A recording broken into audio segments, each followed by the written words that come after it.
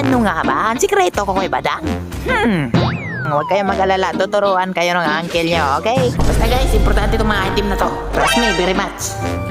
Basta ganyan lang gawin nyo, tapos i-zone nyo yan pag may kalaban para adi makalevel agad yung katapat mo. Tapos nyan guys, lumipat ka agad ng lane o kaya tumulong ka sa clash. Gamitin nyo at tinuro ko sa inyo na banal na flicker, okay? Ay guys, sa mga nagtatanong sa build ko, full attack speed tayo ngayon, okay? Di kasi ako mahilig sa damage build kay Badang, pero may damage pa din naman ako. Tignan nyo paano ko balagbagin tong saber. Banal na flicker! Ay, halaka! So guys, pag naglo-lord kayo, zone lang kayo ha, okay?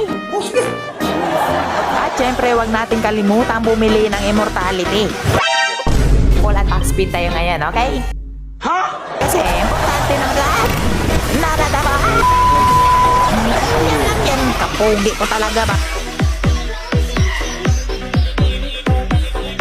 Pinatikim ko sila ng aking banal na flicker.